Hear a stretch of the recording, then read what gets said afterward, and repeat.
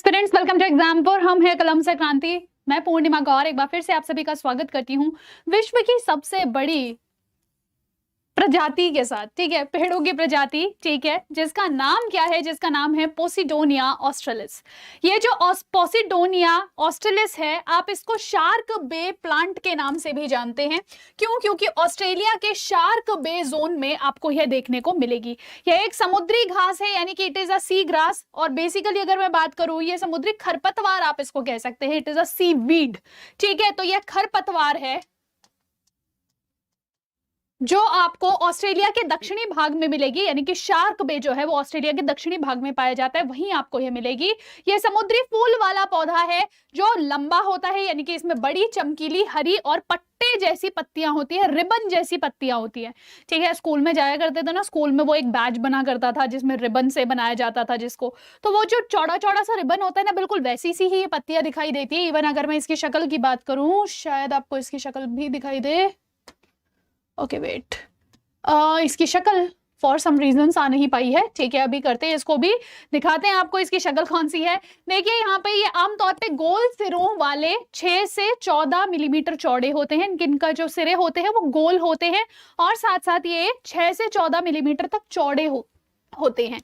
ठीक है, अच्छा, नेक्स्ट बात यहाँ पे क्या आ जाती है कि ये जो आपका बे है, इसका 90 मतलब ये जो आपका प्लांट है, इसका 90% जो द्रव्यमान है, इसका मास जो है वह जड़ों में रहता है। ठीक है, और साथ साथ ध्यान रखिएगा ये तटीय झीलों, एस्चुरी आदि के जैसे कम गहराई वाले क्षेत्रों में मिलता है। यह खुद की क्लोनिंग कर सकता है, अपने जैसे खुद के भाई बंधु बना सकता है, यानी कि अपनी जैसी एग्जैक्ट कॉपीज डेवलप कर सकता है। और यही रीजन रहा कि ये आज के टाइम पे विश्व का सबसे पुराना, आपको पुराना भी मतलब वन ऑफ द वेरी पुराना, बहुत ज्यादा पुराना आपको पेड़ मिलेगा, और साथ साथ सबसे ज्यादा क्षेत्रफल में फैला हुआ आपको ये पादप प्रजाति मिलेगी। ठीक है, इसके बड़े होने का कारण यही है।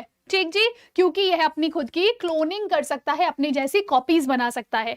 यह शाक खाड़ी में मिलता है और इसका एक पौधा जो है ना, वो 180 किलोमीटर स्क्वायर के एरिया में फैला हुआ है। देखो, एक सिंपल सी चीज होती है, एक होता है सबसे टॉल होना, तो जैसे कुतुब मीनार वेरी टॉल, ठीक है, लेकिन अगर हम बात करें क्षेत्रफल बहुत ज्यादा होना, ठीक है, तो मतलब जिसने एरिया में ज्यादा विस्तार कर रखा हो, तो ये जो आपका प्लांट है इसने एरिया में बहुत विस्तार कर रखा है, इसीलिए ये हमारे लिए सबसे इंपॉर्टेंट पौधा हो जाता है। ठीक है, यहाँ पे अगर हम बात करें, रिसर्चर्स कहते हैं कि ये 4500 वर्ष पुराना, यानी कि जब हमारा कहीं हड़प्पा काल चल रहा होगा ना, तब इसके बीज कहीं ऑस्ट्रेलिया के इस शार्क बे में जाके पड़ गए होंगे। फिर धीरे धीरे इसने अपने आप की कॉपीज बनानी शुरू करी और साथ साथ क्या होगा, साथ साथ ये डेवलप होना शुरू हो गया। अच्छा, ये जो है ना आज के टाइम पे स्टेराइल है, यानी कि यह प्रजनन नहीं कर सकता है, इसमें रिप्रोडक्शन नहीं होता है, और इसके अंदर जो हमारे पास नॉर्मल प्लांट्स होते हैं ना, उससे डबल नंबर ऑफ क्रोमोसोम्स है, यानी कि गुणसूत्रों की संख्या डबल है बाकी इसके जैसे प्लांट्स के मुकाबले।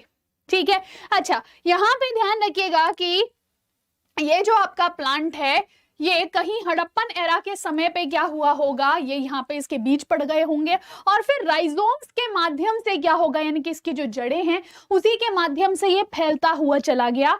ये जो रिबन वीड है, ये इसमें जो राइजोम्स होते हैं ये 35 सेंटीमीटर प्रति ईयर की दर से बढ़ रहे हैं, और इसी तरीके से इन्होंने, साइंटिस्ट ने इसको चेक किया कि भाई अगर 35 सेंटीमीटर पर ईयर ये अगर बढ़ रहे हैं, तो उस हिसाब से ये कितने साल पुराने होंगे, 4500 वर्ष पुराने होंगे। ये 1000 गलत हो गया, 4500 वर्ष पुराने होंगे।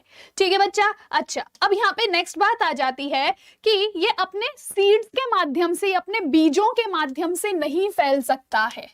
ठीक है, ये अपने बीजों के माध्यम से नहीं फैल सकता है, तो ये क्या करेगा, तो यहाँ पे जो इसकी यही जो प्रकृति है ना कि अपने बीजों के माध्यम से नहीं फैल सकता है, यही इसको जो एनवायरमेंटल थ्रेट्स हैं कि भाई बहुत तेज बारिश आ गई है, बहुत ज्यादा जो है आंधी चल रही है, गर्मी बहुत पड़ रही है, या फिर सुनामी आ गई है, उन सब चीजों से बचाने में यही इसका जो गुण था, वो सहायक रहा कि इसमें बीज नहीं है, या बीज के माध्यम से ये फैलता नहीं है, ये अपनी जड़ों के माध्यम से फैलता है। और साथ साथ जो भी आपके लाइटनिंग की वजह से, समुद्र के खारेपन की वजह से, टेम्परेचर की वजह से जो भी फ्लक्चुएशंस थे, ठीक है, यानी कि ताप का जो प्रभाव पड़ा और इसके अलावा विद्युत का जो प्रभाव पड़ा, जो बिजली गिरती है उसका जो प्रभाव पड़ा, और इसके अलावा समुद्र की नमक का जो प्रभाव पड़ा, वो सब चीजों को ये आराम से झेल गया। ठीक है, अच्छा, इसके साथ साथ एक और चीज ध्यान रखिएगा कि यहां पे अगर हम बात करें, ये जो आपका समुद्री वीड है, ठीक है, इसने लगभग 20,000 का एरिया इसने कवर कर रखा है, 20,000 हेक्टेयर का। ठीक है, कितना? 20,000 हेक्टेयर का एरिया इसने कवर कर रखा है।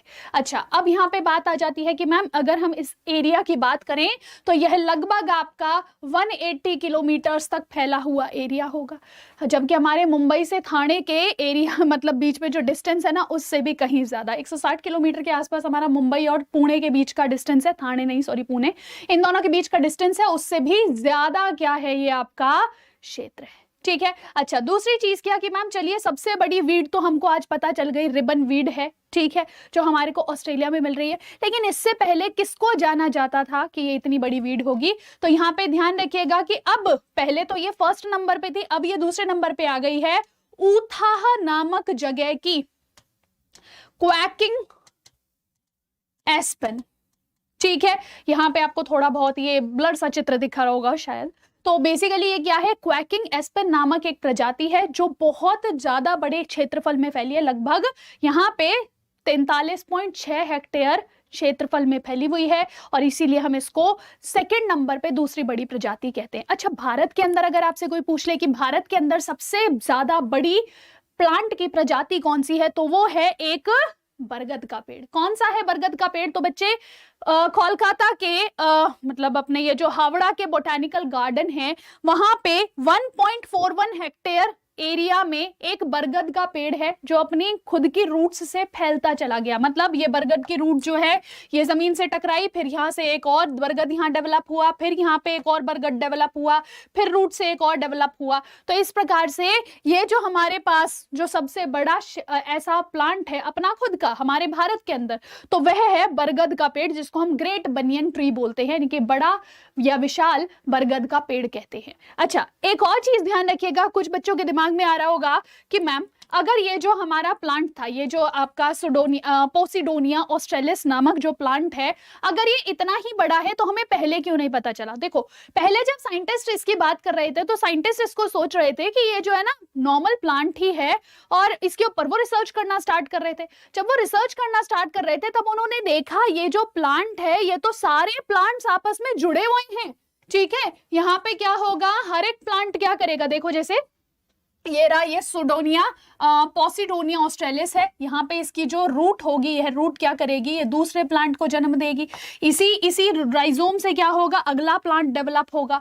और इस प्रकार से यहाँ पे जो रिबन वीड है, जिसको हम रिबन वीड के नाम से जानते हैं, वेस्टर्न ऑस्ट्रेलिया में सबसे बड़ी प्लांट प्रजाति हम लोगों को मिल गई है। आई जस्ट होप सो ये सारी बातें आपको क्लियर हुई होंगी। और एक बार मैं आप लोगों को इसकी इमेज और दिखा देती हूँ।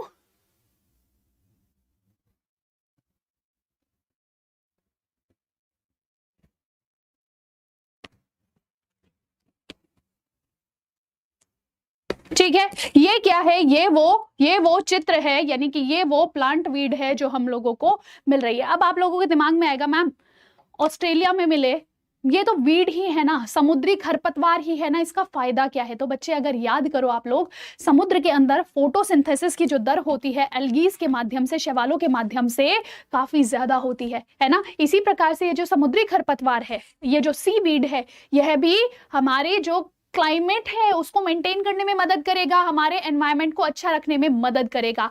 इसी वजह से ध्यान रखिएगा, ये आपके लिए बहुत ज्यादा इंपॉर्टेंट हो जाता है। ठीक है, और अगर आपसे कोई भी पूछे कि बताइए कौन सी है हमारी सबसे बड़ी प्लांट प्रजाति, सबसे बड़ी पादप की प्रजाति, लार्जेस्ट प्लांट, तो आंसर कर दीजिएगा पोसिडोनिया ऑस्ट्रेलिस। क्योंकि ऑस्ट्रेलिया के अंदर मौजूद है, इसीलिए ऑस्ट्रेलिस। ठीक है, ध्यान रखिएगा। तो आई जस्ट होप सो आपको ये सेशन समझ में आया होगा। कोई भी डाउट्स रहे हो, कुछ चीज ना समझ में आई हो, नीचे कमेंट सेक्शन में बता सकते हैं और मिलेंगे आप लोगों से नेक्स्ट सेशन में। This is Purnima Gaur signing off. Take care, bye bye.